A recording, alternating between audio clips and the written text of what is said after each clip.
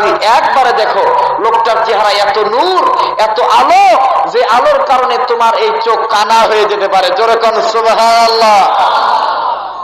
বেঈমান সাহেব মনে মনে চিন্তা করলেন, অহংকার করলেন, আমি সাপ, আমাকে দেখে মানুষ ভয় পায়। আর ও কোন মানুষের কথা কয় যে মানুষকে দেখে নাকি আমি আবার আস্তে আস্তে চোখ খুলবো? না, এই কাজ করা যাবে না, চলো যাই।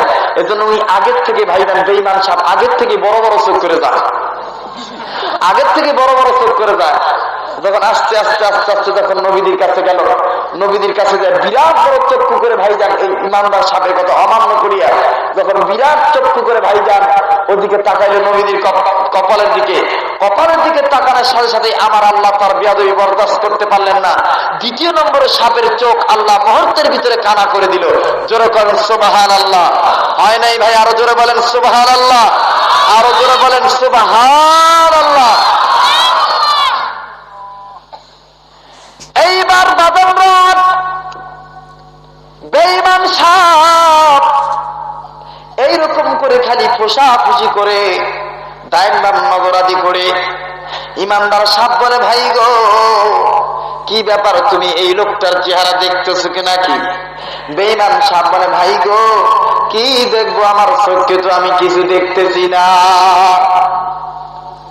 ইমানদার সাপ বলে, ভাইরে তোর পুরো কপাল, আমি তোকে বললাম লোকটাকে দেখলে চোখ বড় করে দেখা যাবে না, আস্তে আস্তে দেখতে হবে, তুই মানলি না, আত্ম অহংকার করে লোকটার চেহারা দেখলি। তুই জানিস না এটা ওই লোক যেই লোকের ইত্তেবা করলে আমার আল্লাহ রাব্বুল আলামিন সমস্ত সৃষ্টিকে বন্ধু বানায় নেয়। জোরে কোন সুবহানাল্লাহ। কি বানায় নেয়? বন্ধু বানায় নেয়। এবার বেঈমান সাপ কান্দার কয়, ভাই গো বুঝলাম না হয় অন্যায় করেছি, আল্লাহ কি আমার কি কোনো নিস্তার নাই, আমার চোখ কি ভালো হবে না? ইমানদার সাহেব বললেন, অবশ্যই ভালো হবে যদি দুইটা কাজ করো। এক নম্বর কাজ হলো ওই ব্যক্তির উপর ঈমান আনতে হবে, দুই নম্বর ওই ব্যক্তিকে নিজের জীবনের চাইতেও ভালোবাসতে হবে। জোরে করেন সুবহানাল্লাহ। কি করতে হবে? ঈমান আনতে হবে। আমরা সবাই ঈমানদার? আমরা সবাই ঈমানদার? সবাই ঈমানদার? হাত তোলেন, আল্লাহর ফেরেশতাদেরকে দেখান সবাই ঈমানদার। লিল্লাহ তাকবীর। আপনারা সাপের মাথায় দেখেন কোন কাজটা করার কারণে আল্লাহ পাক মনে দিয়ে দেয়, শুনে যাবেন তো। এরপর মাসির বক্তৃতারা কিন্তু ভুলি নাই, কিন্তু ভাইজান আমি বলতে চাচ্ছি যে ওরা কি ঈমানদার, আমরা কি ঈমানদার? ভাই গো আল্লাহ পাক আমরা যে ঈমানদার, এই ঈমানদারদের উদ্দেশ্যে আল্লাহ পাক একটা আইন করে দিলেন।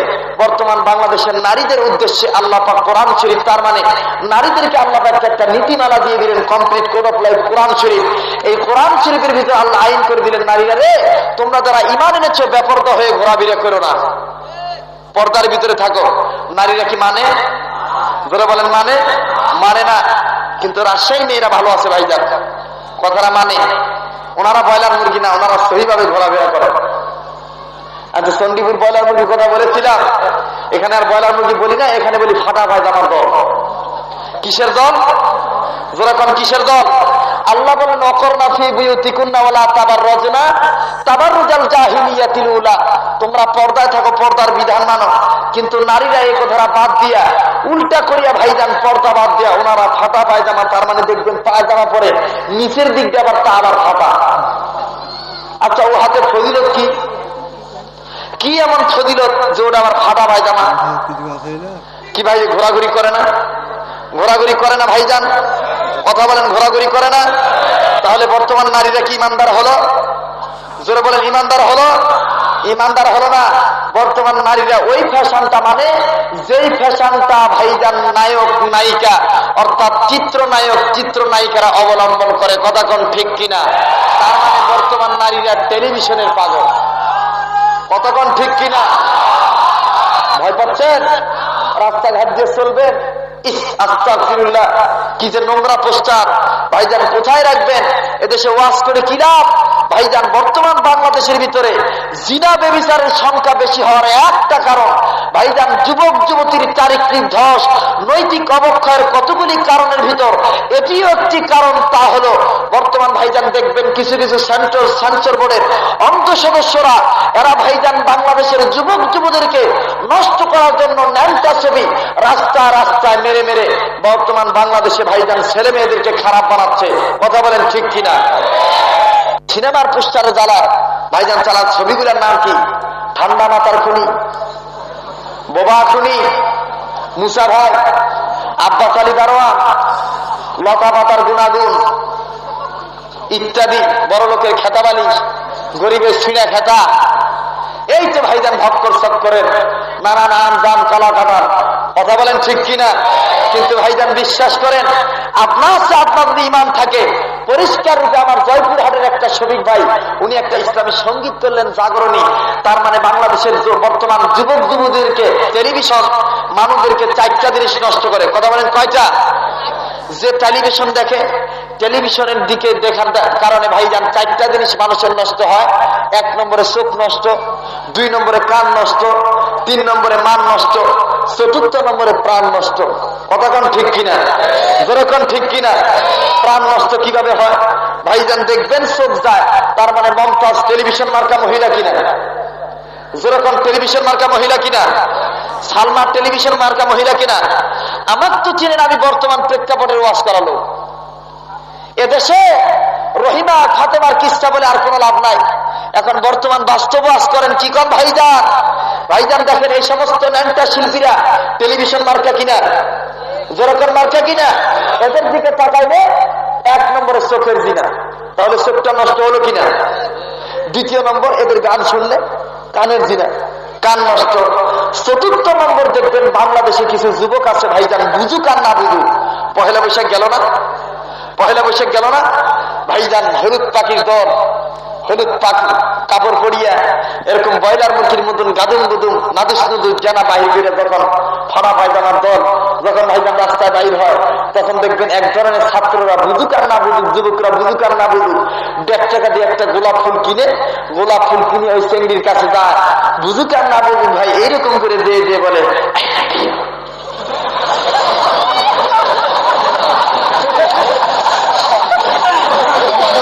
কতক্ষণ ঠিক কিনা? কোরকম ঠিক কিনা? অফার দেয় সেগুলি আবার তখন মনে মনে করে কি ব্যাপার, যখন আই লাভ ইউর অফার দেয় তখন ও আবার মনে মনে করে ব্যাপার কি রে, আমার কেমন দেখা যায়, নিচের দিকে তাকা দেখে মনে হয় আমার ঠ্যাং বেশি ধলা, এই জন্যই ছেলেরা এত পাগল হইতে। ভাইজান হঠাৎ বলতে বলতে মেয়েটা আবার মনে মনে এরকম একটা স্লোগান দেয়, হ্যাঁ লাখ ভেলকি লাখ, বর্তমান বাংলাদেশের যুবকদের চোখে মুখে ভেলকি লাখ, মানে ভেলকিবাদীর স্লোগান দেয়। ভেলকিবাদীর স্লোগান দেওয়ার পরে দেখবেন এই যে মেয়েটাকে অফার দিল, প্রেমের অফার দেওয়ার পরে এই ছেলেটা ভাইজান মেয়ের সাথে ভালোবাসা শুরু করে দেয়। কিন্তু ভালোবাসা চলতে চলতে হঠাৎ করে ভাইজান একদিন দেখা যায় এই মেয়েটা আবার আর একটা ছেলে গ্রহণ করছে। এরকম দেখা যায় না ভাই? দেখা যায় না?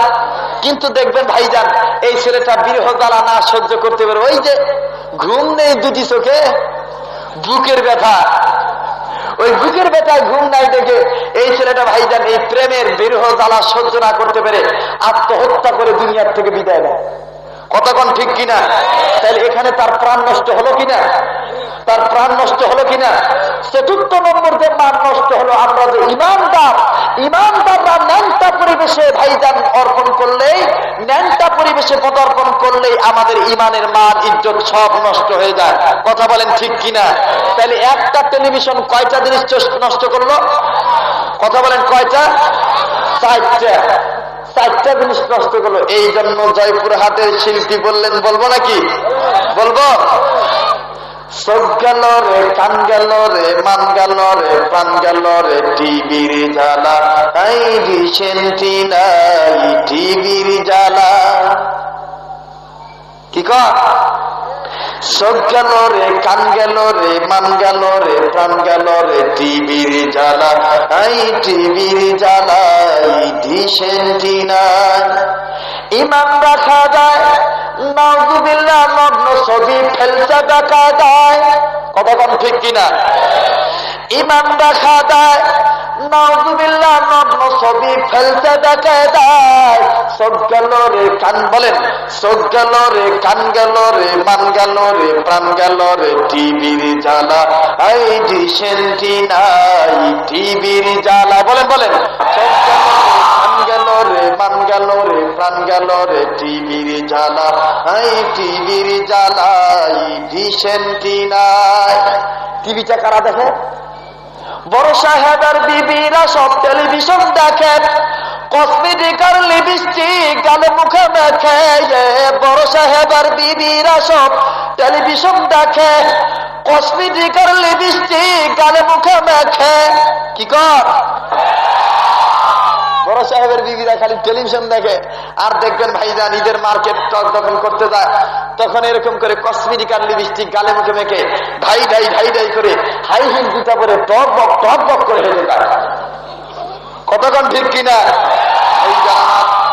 বড় সাহেবের বিবিরা সব টেলিভিশন দেখে, কসমেটিকার লিপস্টিক গালে মুখে মেখে।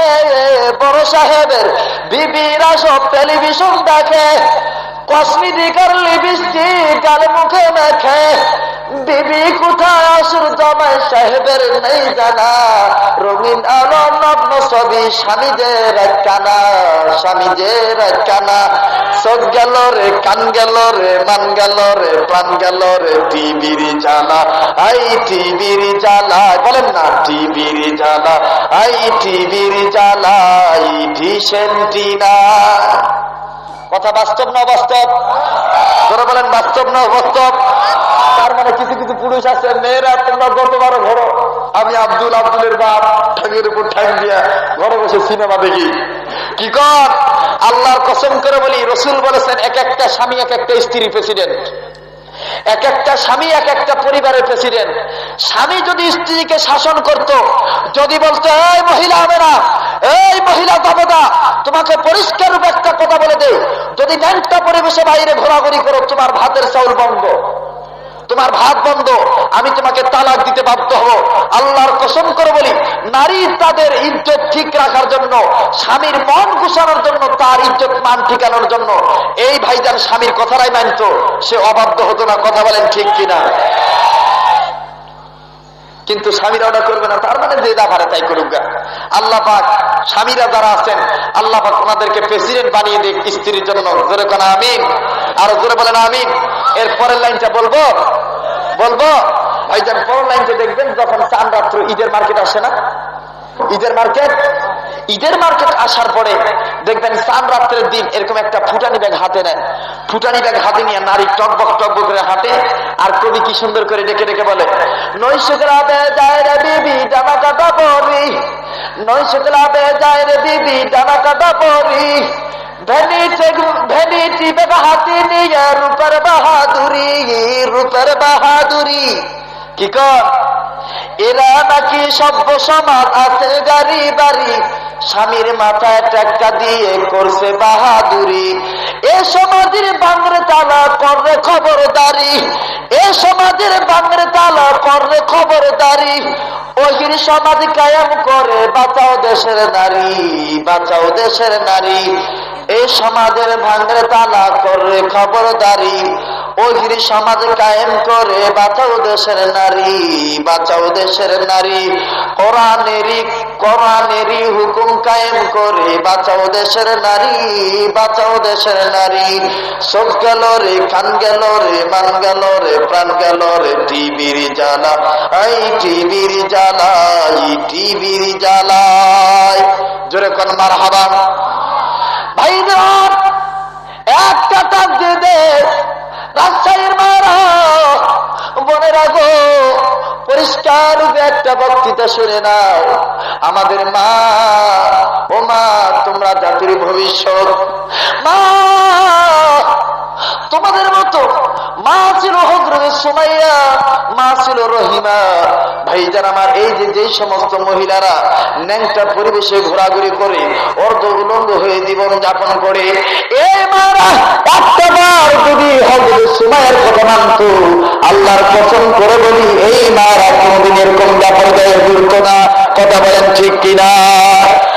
আর এই যে যুবক ভাইরা তাফসীর মাহফিলের ব্যবস্থা করেছে, আমার বিশ্বাস এই যুবকদের এই ওয়াজ থেকে এই মায়েরা যদি একটা কথা মানো গো, আল্লাহ রাব্বুল আলামিন তোমাদের কপাল খুলে দিবে।